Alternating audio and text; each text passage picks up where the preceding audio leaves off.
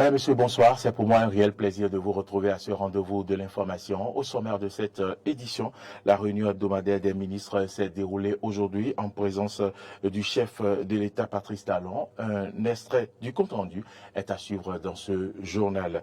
L'ambassadeur de Chine près le Bénin était face à la presse hier pour donner ses impressions sur la récente visite du chef de l'État. Le point est à suivre dans ce journal. Et puis au Niger, les autorités alertent sur une pénurie de médicaments. Le pays, depuis le putsch de juillet dernier, subit des sanctions de la CEDEAO. C'est tout pour le sommaire. Vous gardez votre position pour le développement.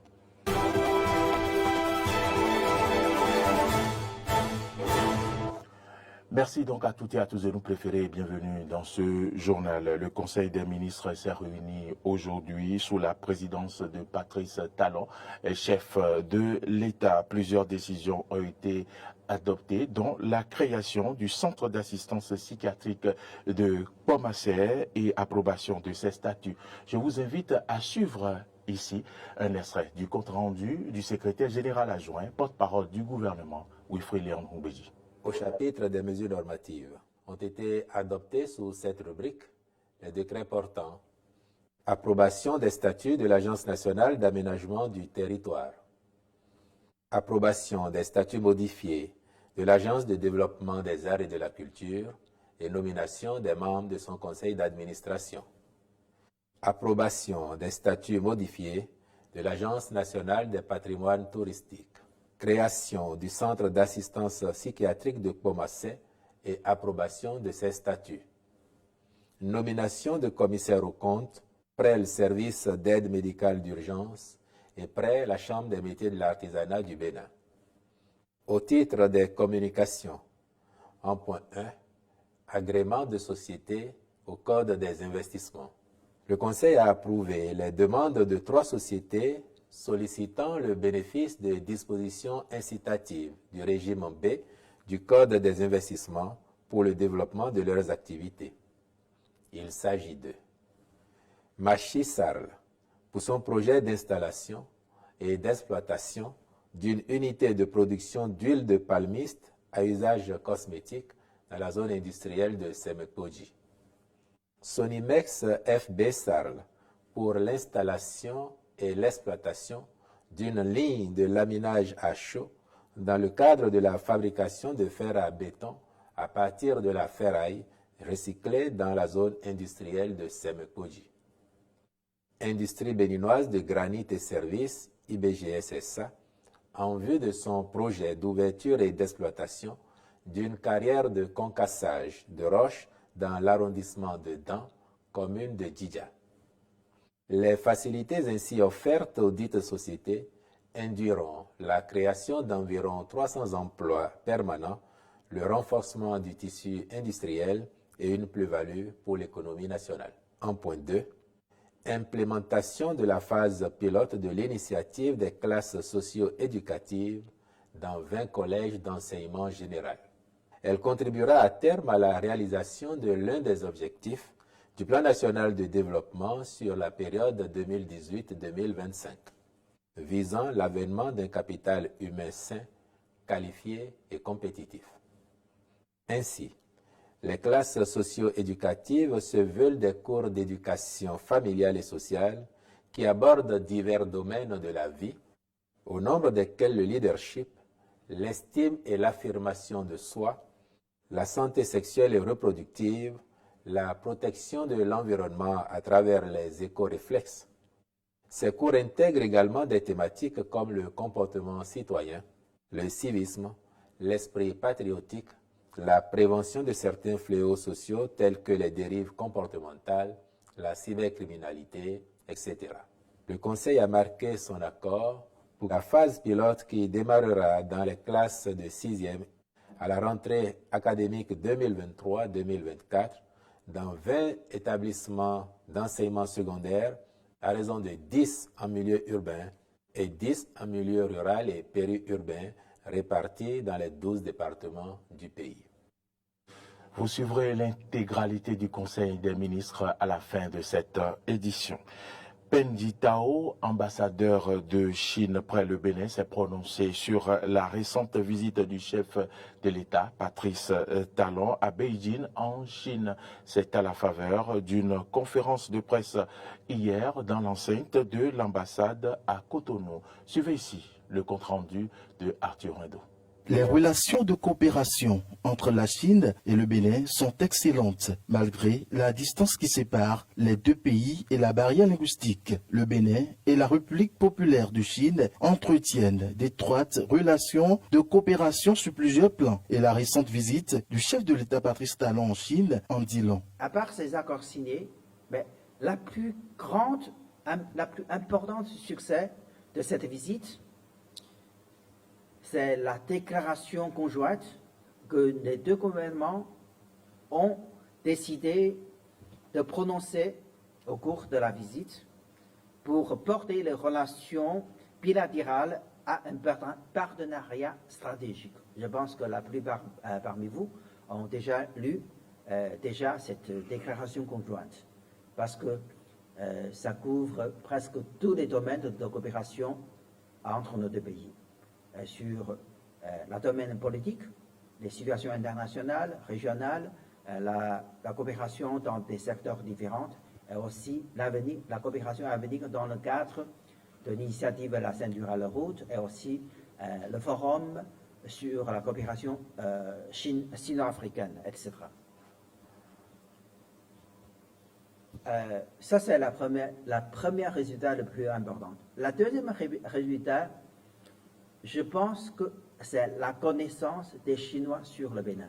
Mis à part la panoplie des accords signés par Patrice Talon, cette visite a connu bien d'autres succès.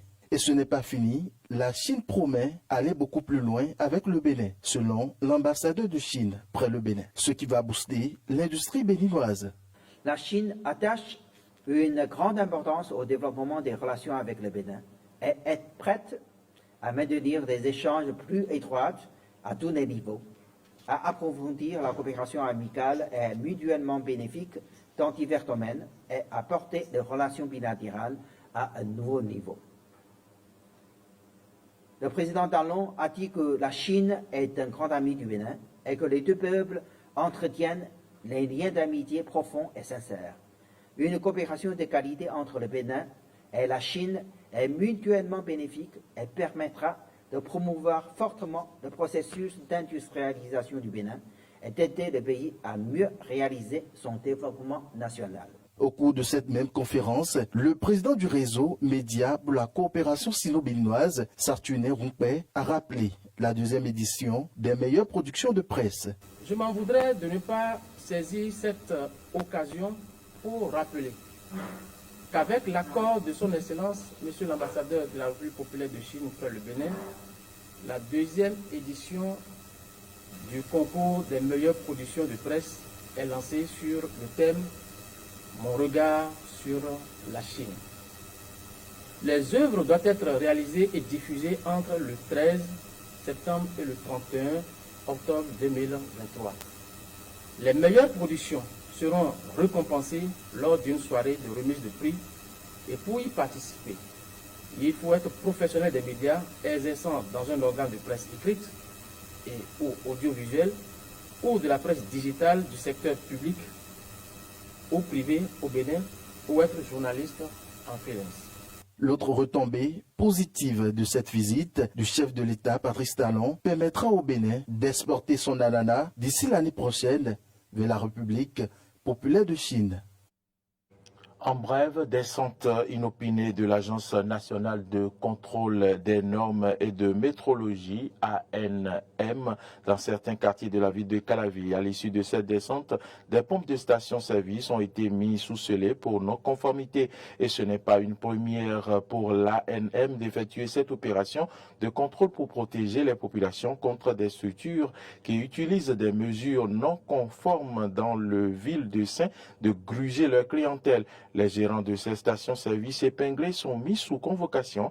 En juillet dernier, certains avaient subi le même sort, il faut le rappeler, pour fraude dans la quantité d'essence servie dans les stations-service. Et puis d'une brève à une autre, le Bénin était présent aux assises du 18 au 19 septembre 2023 à New York dans le cadre du deuxième sommet des chefs d'État et de gouvernement sur les ODD conduite par le ministre d'État chargé du développement et de la coopération de l'action gouvernementale, Abdoulaye Bio Tchane, est composé du ministre d'État en charge de l'économie et des finances, Roumiad Ouadagni, et de quelques cadres de leur département ministériel. La délégation a porté les requêtes du Bénin en matière d'éradication de la pauvreté sous toutes ses formes dès 2030. Cette rencontre internationale, qui est également une rencontre statutaire des Nations Unies, a permis de faire l'évaluation globale de la marche de chaque pays vers les ODD. Par ailleurs, ce sommet de haut niveau sert de cadre pour faire le plaidoyer, a servi plutôt de cadre pour faire le plaidoyer en faveur de l'accompagnement du Bénin pour amorcer une nouvelle phase de progrès accéléré vers l'atteinte des ODD. Hors de nos frontières à présent, le Niger alerte sur une pénurie drastique de médicaments. L'une des sanctions de la communauté économique des États de l'Afrique de l'Ouest suite au putsch de juillet dernier est la fermeture des frontières, bloquant ainsi les principaux circuits logistiques aux produits de santé à destination du Niger. Direct de la capitale nigérienne, Niamey, le Niger connaît une pénurie de médicaments suite aux sanctions imposées par l'organisation régionale de la CEDEAO. Jusqu'à présent, la majeure partie des produits pharmaceutiques étaient acheminés vers le Niger via le port béninois de Cotonou. Il faut le dire, des livraisons qui sont retardées au port de Cotonou ou à la frontière avec plus de 60 conteneurs d'une valeur environ de 4 milliards de nos francs CFA. Et maintenant, nous vivons des périodes très extrêmes et compte tenu, vous savez, des mesures drastiques que la CEDEAO nous a imposées. Il faut rappeler qu'il y a deux voies d'approvisionnement, c'est la voie aérienne et la voie maritime.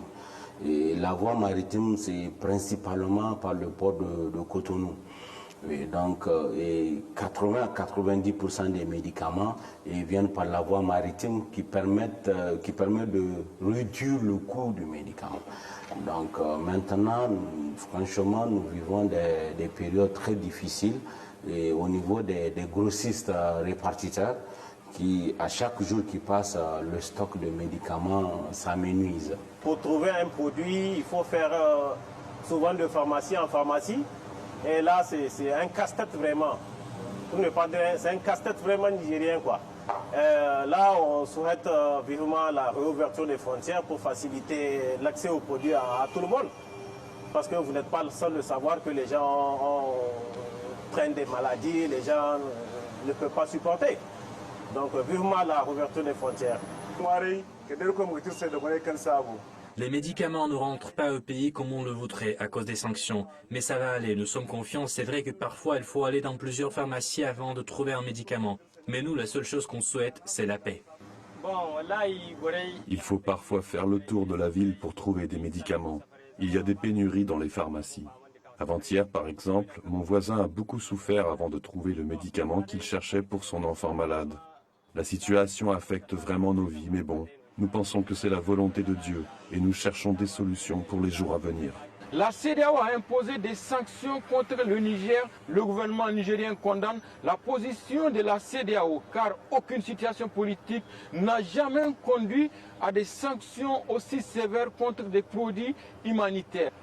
Malgré ces difficultés, le Niger tente par tous les moyens de faire face aux pénuries et espère bien évidemment le soutien des pays voisins. Mesdames, Messieurs, c'est ici que se referme ce journal. Merci à toutes et à tous de l'avoir suivi. L'information, vous le savez, continue sur nos différentes plateformes, YouTube, Facebook, Twitter et sur notre site internet www.benin-eden.tv. Mais vous pouvez également nous suivre en téléchargeant notre application, c'est Eden TV Diaspora FM, sur Play Store ou App Store. Bonne suite de nos programmes et à demain.